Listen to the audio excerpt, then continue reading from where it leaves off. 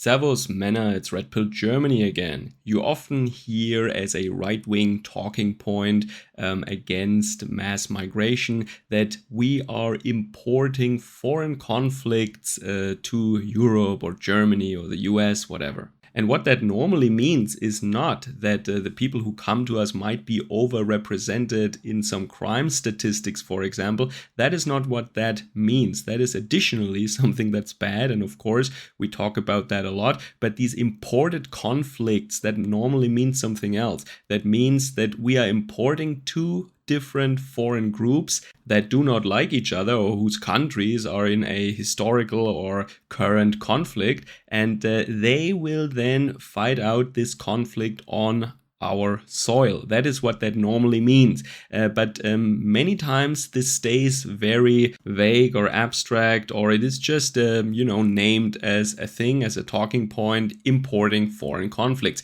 But in today's presentation, I want to give you a current example of how that might look like. I've talked about this in the past. For example, you might know that Turkish people and Kurdish people, they don't really like each other in some cases. And in the 90s and since then a couple of times, there were some conflicts between these groups. And it happens time and time again in Germany, as we have many of them. But this summer especially, not only in Germany, but also in Sweden, we had a very special confrontation between two foreign groups that escalated very quickly, and then also German nationals were then also targeted. Of course, they don't just fight among themselves, they also draw in Germans, or they move on very quickly from targeting Germans out of frustration and hatred towards European people, of course. And I talk now about Eritreans in Germany. You might ask now, why are there Eritreans in Germany? What does Eritrea have to do with Germany? Well, there are, to my knowledge, no historical bonds, or there is no connection between Germany and Eritrea whatsoever. They were part of the Ethiopian Empire, and then later for a short time they were an Italian colony, I think, but Germany never had any connections to Eritrea. But still, there are 80,000 now roundabout living in Germany, making Germany the biggest diaspora location for Eritreans, and it is a small country. I think it's only 5 million people living there. Well, in the 1950s it was still around 1 million. So you see, they are so persecuted and so poor and so oppressed that they have exponential population growth. Now you see, in the 90s, a 30-year conflict ended with Ethiopia, where they gained their independence from that country. And yeah, this conflict made a little dent in the population curve here. But you see, this conflict did to them what is normal for Germany. So this is also some food for thought when you think about what is being done to German people, that their population is shrinking that way. It is the equivalent of an armed conflict. Of course, there is no armed conflict really on a large scale in Germany, but what is done to us ideologically and also spiritually is the equivalent of an armed conflict on German soil right now. You have to understand that. But let's talk a little bit more about why Eritreans are coming to Germany or to Sweden, for example. Well, the short answer is because we let them. Of course, Eritrea is less developed. They are really one of the lowest countries in all these scoring metrics when it comes to freedom of the press, development, etc. I think intelligence, they should score quite high, I think. Yeah, that's not the problem at all. And the government style is described by the West, at least, as some kind of dictatorship. They have a president, and just like other countries like Greece and Turkey and Italy and also South Korea, they practice the draft. And also Germany, by the way, until a couple of years ago, they still exercised their draft. I was drafted into the military in Germany. I had roundabout a little less than a year of service there. Had I been given the choice, I would have started studying right away, because this service sets you back for 1 year, academically, financially, in the end.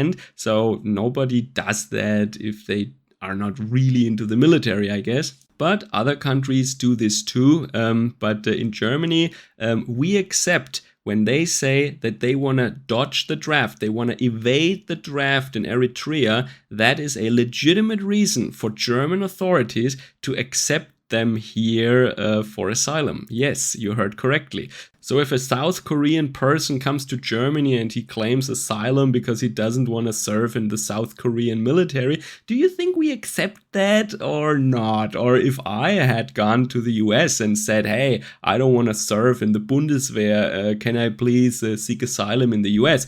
They would have denied this application, obviously, and I had been kicked out and deported back to Germany, obviously. But when it is about Eritrea, oh, then draft dodgers are asylum seekers all of a sudden. So now we have all the ingredients in order to understand this conflict between two Eritrean groups right now in Europe. And a big one, as I said, happened in Sweden and also a big one in Germany. Now, it is basically people that fled the country at different points in time. There were the people who came back then, like in the 90s, when it was this conflict, the independence conflict with Ethiopia, and there are the draft dodgers now. And they tend to fall on one or the other side when it comes to whether or not they are in favor or against the regime or the government, the state there, their president, basically. Now, what Eritrea does is, in a country where they have a large diaspora, such as Germany and Sweden, they host these summer parties for the diaspora there.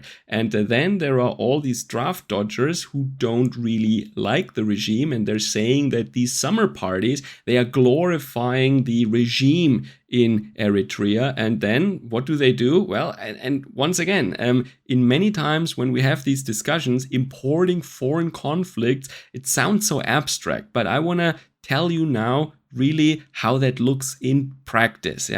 Hundreds of them come together, they arm themselves to the teeth with pipes, machetes, chains, what have you, and then they just storm the venue and they hack to pieces whatever they find. Like your typical high IQ African dude, I guess. And then, of course, German or Swedish officers of the state, they need to intervene, they need to protect the guests and participants of these Eritrean summer parties. And then German citizens are directly at the front lines in between these two African groups that are trying to kill each other. So this means that a lot of people were arrested and also a lot of officers, German citizens, were harmed during these violent confrontations. And reports are saying that these aggressors, they really targeted Germans on purpose. So that means they are not content just fighting among themselves. I mean, if they would go to like a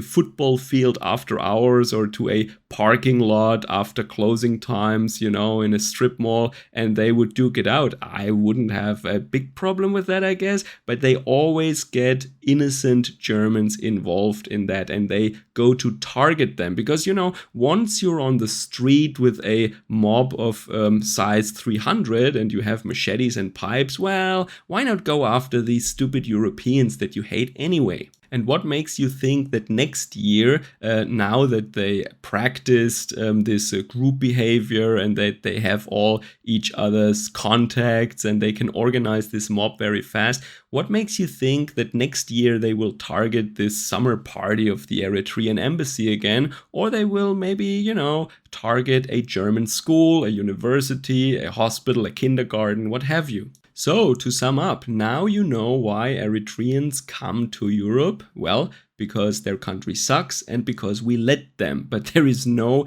historic or otherwise connection between our countries whatsoever. They could go to any other country. We're just the only ones that are stupid enough to accept draft dodgers as people who need help. And let me make some general statements towards the end. When someone really needs help and when someone is really persecuted, well, of course we should help them, but then the absolute minimum that I expect from these people is that they pay us back what we have to expend to host them initially, for their clothing, for their food, for their housing, etc. And then if you want to be a really good immigrant, you could actually pay us back more, so that it becomes a net plus for the host nation. But I think all these guys are very, very far from that. And in the German media and the German public, if they don't break any laws, that's already a model immigrant. But to me, that's not a model immigrant. He still owes us a lot of money. Economically, he is still a burden. Yeah, he might not have killed anyone in the last week. Congratulations. But he still is a burden on our system. So to me, the absolute baseline or the break-even point is where they pay us back economically what they owe us. And also, of course, they shouldn't commit any crimes. That goes without saying, technically. But then if they really want to be considered model migrants or something, they should pay us back way, way more. And that means paying a lot of taxes, working their butts off day and night to the benefit of Europe. If they don't do that, well, they should be kicked out and they should have to go back. But these standards that I just communicated, which in my opinion are just very sound and very basic, well, they are very, very far from the reality that we see with our dear irregular guests at the moment. And the norm you can experience when you look at what happened in Gießen and also near Stockholm, I think, in Sweden, where they chimped out and where they showed to the world the real ugliness of their culture and of their nature. Let me know what you think about that in the comments down below. Servus, Kameraden.